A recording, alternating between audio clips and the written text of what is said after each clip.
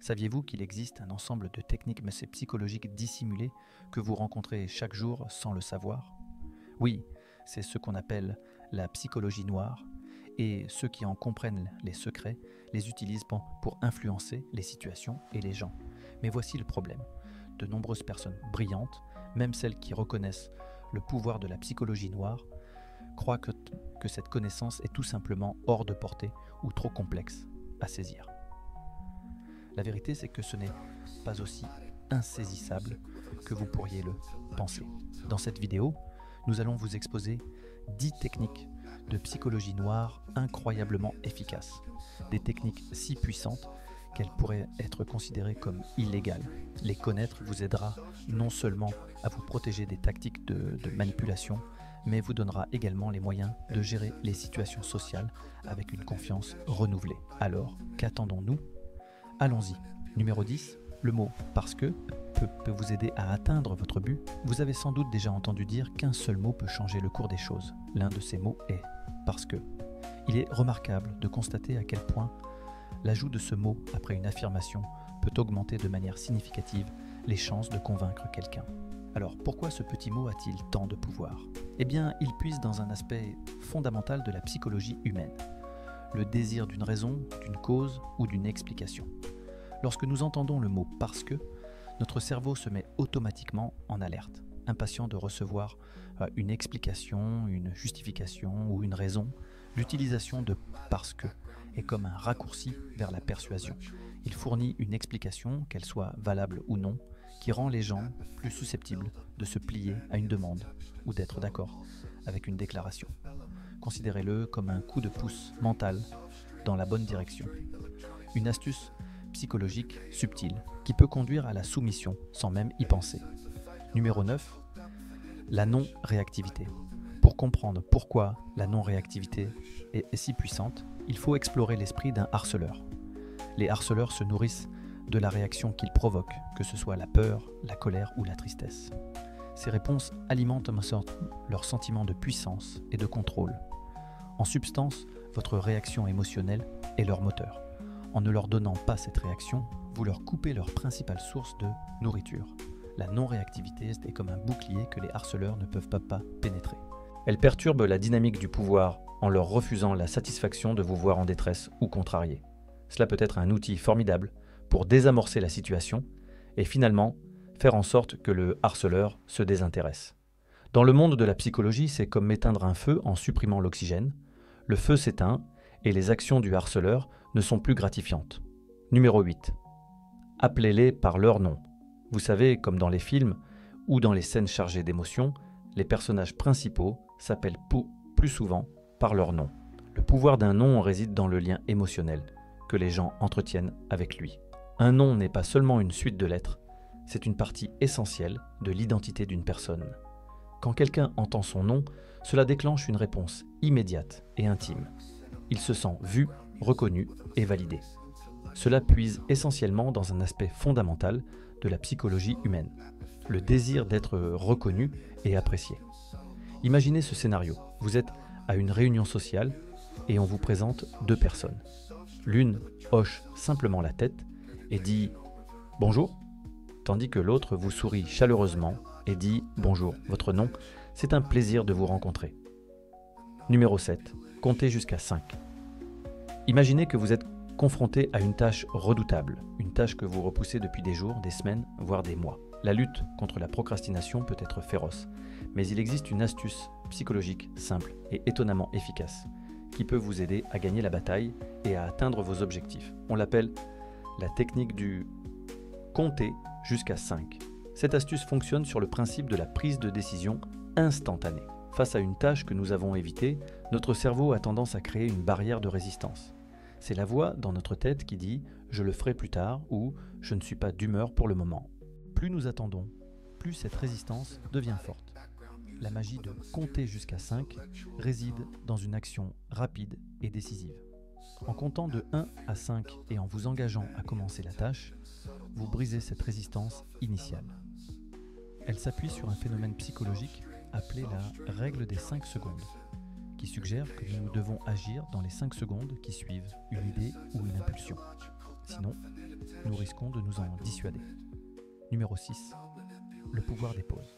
Les êtres humains sont programmés pour être curieux et investigateurs. Lorsque nous sentons un temps mort dans une conversation, nous essayons souvent de le combler. Ce désir instinctif de poursuivre le dialogue peut conduire à des révélations qui resteraient autrement cachées.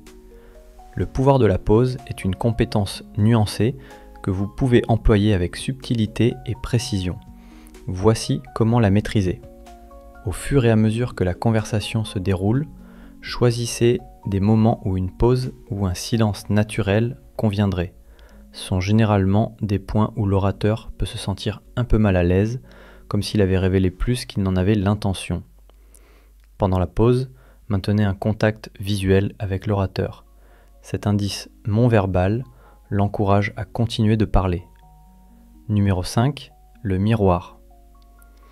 Dans le domaine de la psychologie noire, il existe une technique captivante connue sous le nom de miroir.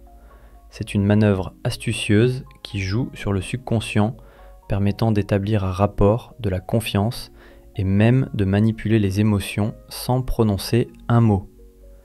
Alors quelle est la magie derrière cette remarquable astuce psychologique ? Perçons ses secrets. Le concept du miroir réside dans un aspect fondamental du comportement humain.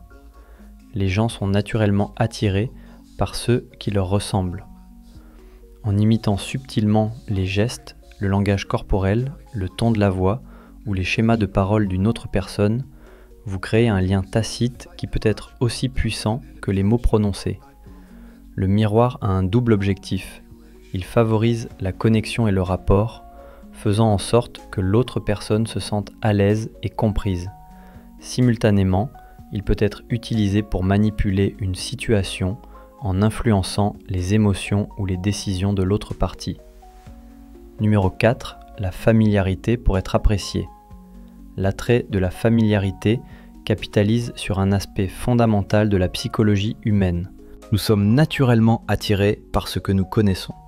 Cette technique intrigante vous permet d'établir un lien avec une autre personne sans même qu'elle s'en rende compte. Elle peut faire de vous une présence constante dans sa vie, gravant votre présence dans sa conscience. Mais comment pouvez-vous exploiter cette bizarrerie psychologique pour préparer le terrain ? La première étape consiste à établir une connexion initiale avec la personne par qui vous voulez être apprécié. Cela peut se faire par une rencontre décontractée, une brève conversation ou une rencontre fortuite. Une fois que vous avez établi cette connexion, le secret réside dans la cohérence. Une exposition fréquente à votre présence, que ce soit physiquement ou virtuellement, est primordiale. Cela peut se faire par des réunions régulières, des appels téléphoniques ou des interactions sur les réseaux sociaux. Numéro 3. Le pied dans la porte. Dans le monde de la psychologie noire, une stratégie énigmatique reste suprême, la technique du pied dans la porte. Cette manœuvre psychologique intrigante plonge dans les subtilités du comportement humain, offrant un aperçu profond des raisons pour lesquelles nous disons oui à certaines demandes. Embarquons dans ce voyage intellectuel pour percer les mystères de cette technique.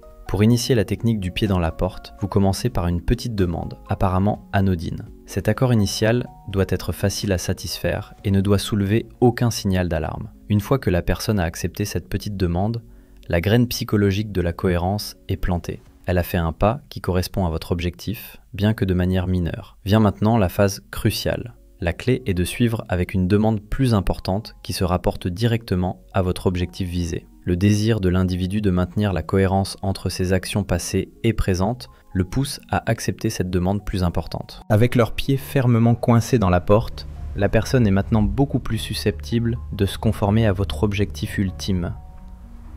Vous avez réussi à leur ouvrir la voie pour qu'ils prennent un engagement important, tout cela grâce au pouvoir de la persuasion progressive. Numéro 2. Dire quelque chose de légèrement faux pour obtenir la bonne information. Dans le domaine de la manipulation psychologique, une stratégie captivante qui passe souvent inaperçue est l'art de dire quelque chose de légèrement faux pour extraire la bonne information. C'est une technique psychologique brillante utilisée pour révéler des vérités cachées et obtenir des informations sur les pensées et les secrets d'une personne.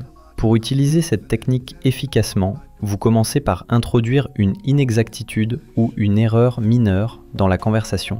Elle doit être suffisamment subtile pour ne pas éveiller les soupçons, mais suffisamment visible pour que l'autre personne la reconnaisse. Une fois la déclaration inexacte faite, l'instinct de la personne de la corriger est déclenché. Elle interviendra souvent avec les informations correctes ou clarifiera la divergence. Au moment où elle commence à rectifier l'erreur supposée, elle est plus susceptible de fournir des détails et un contexte supplémentaire, brossant un tableau plus clair de la vérité.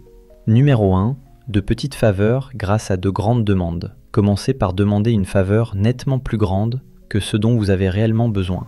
Cette demande plus importante doit être suffisamment substantielle pour déclencher un sentiment de réciprocité, mais pas si déraisonnable qu'elle éveille les soupçons. Lorsque la personne accepte la grande faveur initiale, l'effet de réciprocité est mis en marche. Elle sent maintenant qu'elle vous doit quelque chose en retour, et c'est un aspect fondamental de la psychologie humaine. Avec un sentiment d'obligation établi, vous pouvez passer en douceur à votre demande réelle plus petite. La personne influencée par le principe de réciprocité est plus susceptible de se conformer, poussée par le besoin de rembourser la gentillesse qu'elle a reçue. Cette stratégie est une question de subtilité et de timing.